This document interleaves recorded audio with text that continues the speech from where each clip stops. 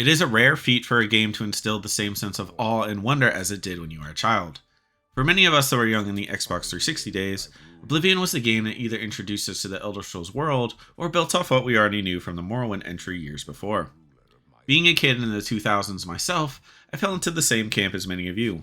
Played a bit of Morrowind on a PC that could barely run it, but was infatuated with the world and the stories it had to offer. When Oblivion was released on the Xbox 360 in 2006, I was instantly hooked. The vibrant world and the stories attached to it were more than enough to keep me locked in for hours on end. Fast forward a few decades, and it's no secret that the Elder Scrolls series has become a monster in its own right since that time. Skyrim has sold untold millions of copies and been ported to literally every system known to man at this point, and fans are pretty much foaming at the mouth for anything that feels and looks new in this universe. Enter Oblivion Remastered, a game whose existence seemed all but guaranteed through leaks but was wrapped in a field of uncertainty to when it was actually coming out. Well folks, as many of you know, that day is here, and let me tell you, you better strap on your nostalgia pants. We're in for a good time. The story of Oblivion is more or less the same as every Elder Scrolls game on the basis of how it starts and how it progresses until those final credits roll. The intro cinematic introduces you to the stakes almost immediately, with the voice of the Emperor foreshadowing the end of his life and the danger of a Daedric invasion that will soon follow. From that point on, you are in control. You are an unlikely hero, thrown into a world-ending quest with nothing but the wind at your back to drive you towards the goal of saving Cyrodiil. After you finish that initial tutorial, and choose from a variety of different aspects, from race and star signs to what class you are planning on building towards, the world really is your oyster. You can dive headfirst into it from that moment, or you can completely ignore it, and honestly, you're kind of doing yourself a disservice by rushing into the story.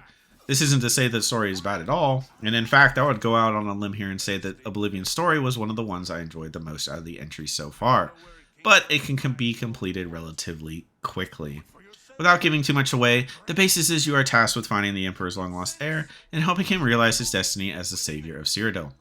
This has you closing the token gates of Oblivion, which transport you to these amazingly terrifying vistas of fire and stone that look really good in a modern kind of graphical update, saving cities from the forces of Mehrunes Dagon, who is the Daedric Prince of Oblivion, and fighting your way through his crazed followers as you try to stifle the invasion.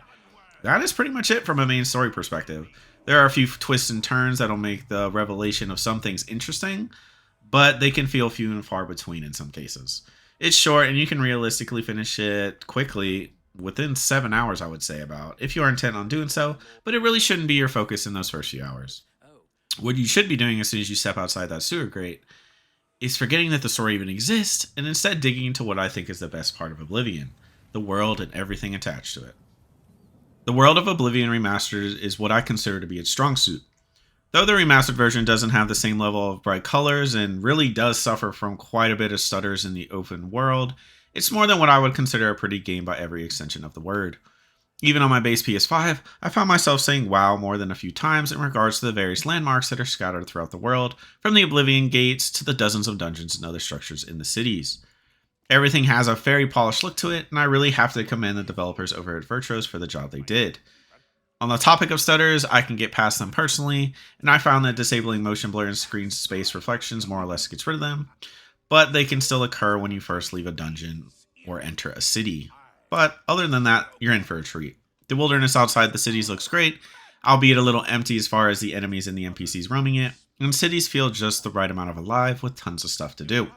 The world is really the meat of the game, and this feeling is amplified through the questlines you can be a part of, and honestly the stories that are awaiting for you around every corner.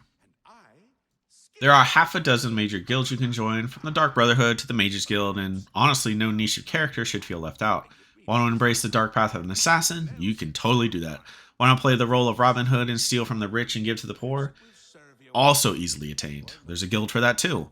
There is even an arena in the middle of the Imperial City where you can fight your way to the title of Grand Champion. These guilds, along with the boatload of side quests from various different characters scattered throughout the realm, are what I believe to be the true Oblivion experience.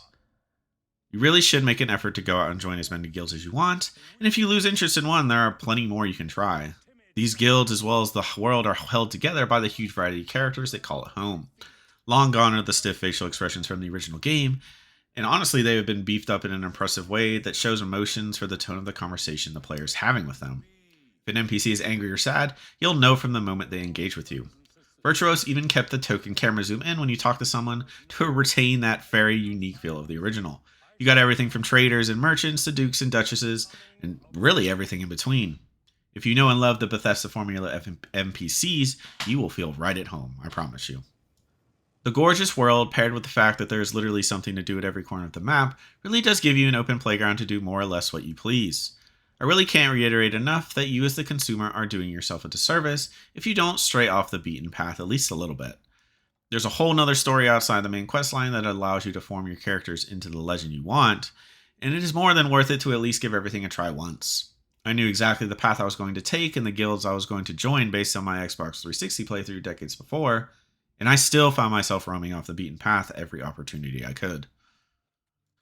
Now, I will go out on a limb here and say the gameplay might turn some people off that are expecting Skyrim-like combat.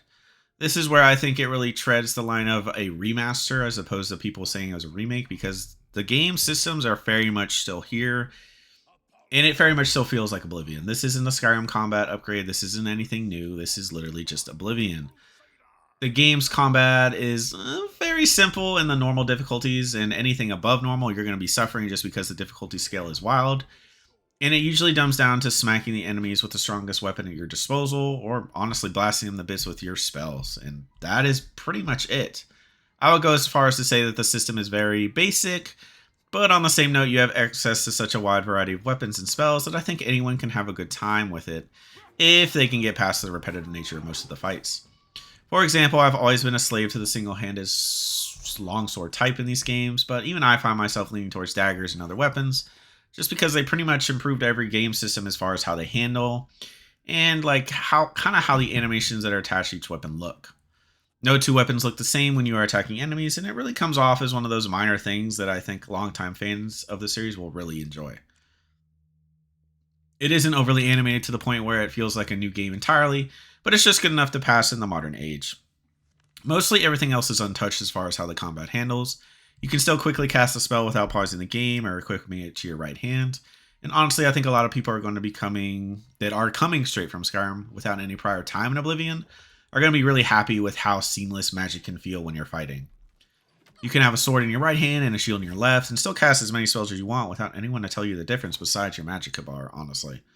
It's seamless and perfect in a way that gives melee weapons weight with every hit, but also gives you the flexibility to explore beyond just using bladed weapons.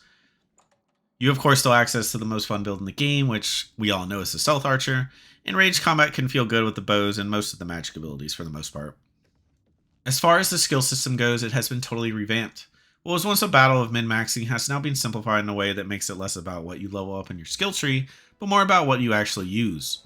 Want to level up your sword skill? Simply use the sword more, and that applies to every minor skill in the game. When you do actually level up, which can be done by sleeping in a bed just in classic Oblivion fashion, simply choose what you think is best for your build. Strength is attached to swords, blunt weapons, and unarmed combat, while also giving you a higher limit to how much you can carry. Willpower is attached to more magical aspects such as your destruction, restoration, and alteration, and so on. The new system is honestly amazing in the most simple way, and it makes it so by the time you hit level 15, you are more or less a jack of all trades, as you'll have points in a little bit of everything. I vastly enjoyed the skill system in this version of the game, and I really do think many people will find its simple nature and ease of use a welcome sight in a decade plagued with unnecessary skill trees and leveling aspects that really add nothing to the game. Now, at this point, I think it's no secret from my review that I really enjoyed this game. The graphical upgrade with the small addition of a ton of quality of life features really makes me feel a special type of nostalgia that I haven't felt in gaming in years. The game might still have a bunch of jankiness, and honestly, most of its aspects are really dated, but I really do think that's what makes it unique. A lot of people said right off the rip that this was a remake, and honestly I have to disagree. It is very much the Oblivion of old with a very nice, be it a little buggy sometimes, paint job that feels like something new while also keeping the same gameplay aspects and story that made it so good back in the day. The story is great, the world is gorgeous and filled to the brim with stuff to do, and the amount of content you have at your fingertips for a $50 game is honestly baffling in the modern gaming age of nickel and diming the consumer for anything besides the main story. This is without me even covering the 2 free DLCs that are included in the base price.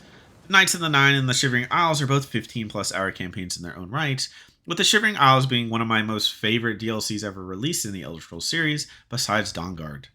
The game is a lot of fun, and you have hundreds of hours of content available at your fingertips for less than it costs to play a modern AAA game. For this reason, honestly, pretty much only the reason that it's so cheap, I entirely recommend this game to anyone who has always wanted to get into Oblivion, or really anyone that is a fan of the Elder Scrolls series in general.